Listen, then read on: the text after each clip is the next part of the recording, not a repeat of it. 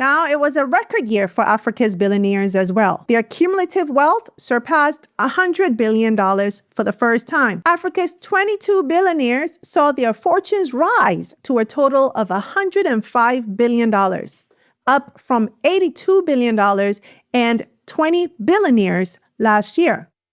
But still, when you zoom out, the math just doesn't add up. The 22 Africans represent less than 0.73% of the list, less than 1%, for a continent that makes up 17% of the world's population. That's a staggering difference. Now let's break that down.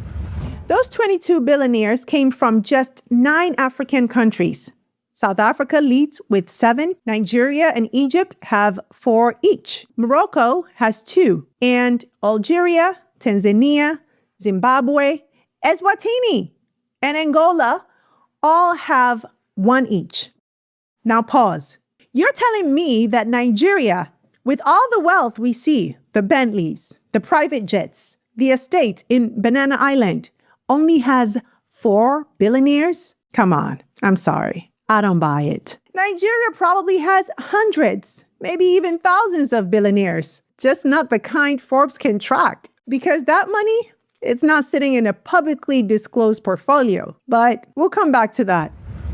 But you know what really shocked me is Ghana. Ghana has 0 billionaires on the list, not 1. And as a matter of fact, no one from Ghana has ever showed up on this list before. And I gotta say, that's concerning. This is a country where a 40-year-old recently threw one of the most extravagant birthday parties the continent has ever seen.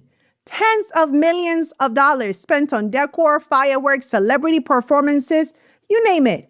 But still, no billionaire on the books? Come on, Ghana. Come on. We gotta step it up. Even Eswatini, a tiny country of just 1 million people, has a billionaire on the list. Ghana, we're still waiting for you. And what about the other heavyweights? Kenya, the so-called tech capital of Africa. Ethiopia, the 3rd most populous country on the continent. Not a single name.